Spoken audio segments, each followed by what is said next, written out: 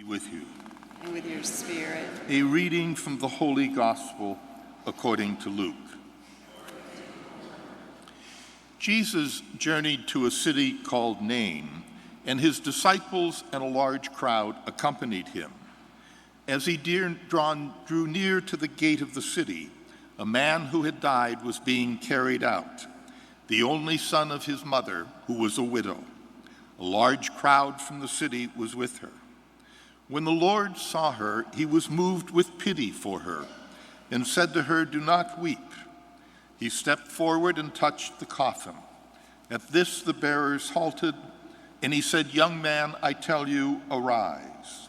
The dead man sat up and began to speak, and Jesus gave him to his mother.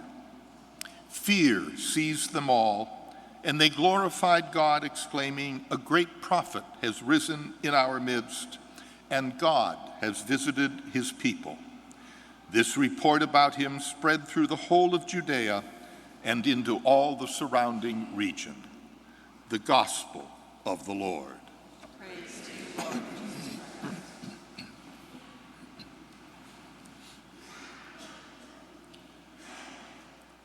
Just a brief scripture lesson today.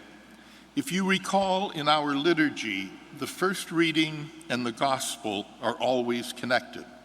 Sometimes it's difficult to see the connection. Today, it's very obvious. In the first reading, Elisha raises a young man from the dead, and in the gospel, Jesus raises a young man from the dead. But notice the stark difference between the two. The prophet Elisha almost becomes hysterical, crying out to God to give him the strength to raise this young man back to life. On the other hand, Jesus is completely calm. He knows he has power over life and death. This story is found only in Luke's gospel. It's not mentioned in Matthew, Mark, or John.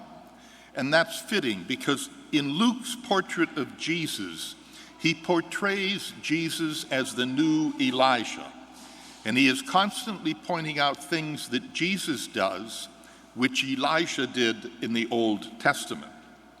And secondly, if you listen to the reading, it says that when Jesus saw this widowed mother, his heart was moved with pity for her. Remember that women had no standing whatsoever.